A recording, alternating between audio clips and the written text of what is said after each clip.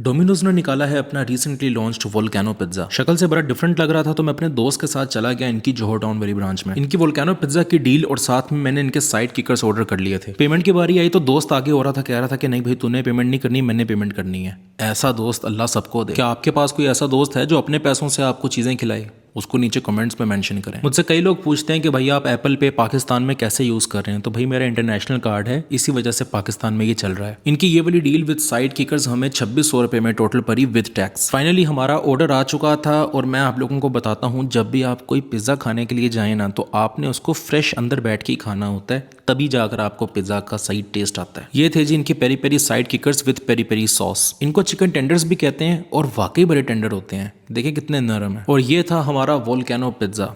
अब ये एडवर्टाइजमेंट थी और ये हमारा पिज्जा था। आप लोग बताएं कि ये कितना % मैच कर रहा है एडवर्टाइजमेंट से। मुझे तो सिमिलर ही लगा है। पिज्जा का स्लाइस उठाने की कोशिश की तो गर्म बहुत था। एक और चीज, डोमिनोज वाले कटलेरीज नहीं देते, यानी कि प्लेट्स, चम्मच वगैरह, कांटा वगैरह, ये आपको नहीं देते।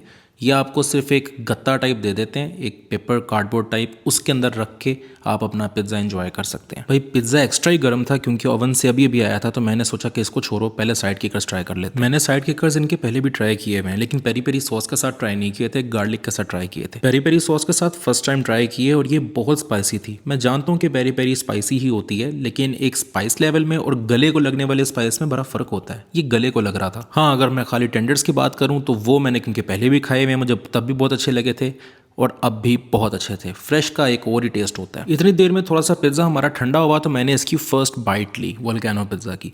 फर्स्ट बाइट लेके पता लगा कि भाई चीज़ सॉस जो इसके ऊपर थी वो स्टिल गर्म ही है। पिज़्ज़ा बेशक बाहर से ठंडा हो गया था लेकिन अंदर से बहुत गर्म था और मेरी ज़ुबान जलते जलते बची है। फिर हमने वेट किया, थोड़ा सा इसको और ठंडा किया और इस तरह डिप किया जिस तरह एडवर्टाइजमेंट में लड़की डिप कर रही थी। और ये धुएं चेक करें आप, सॉस बहुत गर्म है, बहुत बहुत ज़्यादा गर्म है। फिर देसी तरीका फॉलो करते हुए फूके मारना शुरू कर दी। फाइनली इसकी दोबारा से बाइट ली और इस बार मुझे थोड़ा ज़्यादा टेस्ट आया, बिकॉज अब मुंह में चिकन भी गया था और बाकी हर्ब्स भी गए थे। दो इंपॉर्टेंट चीज़ें यहाँ पर ऐड करूँगा। एक तो ये वाला पिज़्ज़ा मिलेगा आपको थिन क्रस्ट में। Thin crust basically original Italian crust है जहाँ से पिज़्ज़ा निकला था। बेसिकली लोग ऐसा ही पिज्ज़ा खाते हैं और इसी को असल पिज्ज़ा कहते हैं। दूसरी इंपॉर्टेंट चीज़, इस पिज़्ज़ा के ऊपर कोई टॉपिंग्स नहीं है, सिर्फ चिकन है और चीज़ है, यानी कि इसके ऊपर शिमला, टमाटर, प्याज, इस तरह की चीज़ें आपको नहीं मिलेंगी। तो अगर आपको टॉपिंग्स पसंद हैं और आपको थिन क्रस्ट पसंद नहीं है तो शायद आपको ये पिज़्ज़ा पसंद ना आए, क्योंकि ये बहुत माइल्ड है, चीज़ का फ्लेवर इसमें ज़्यादा है। अगर मैं अपनी बात करूँ तो क्योंकि मुझे माइल्ड चीज़ पसंद है तो मुझे तो ये पिज़्ज़ा अच्छा लगा है, लेकिन आप लोगों के टेस्ट पर शायद इसको पसंद ना करें। आपने अगर ट्राई करना है तो अपनी ओन पे ज़रूर ट्राई करें। एक चीज़ की मुझे बड़ी चुल हो रही थी, वो ये थी कि ये लावा इन्होंने बनाया कैसे है। तो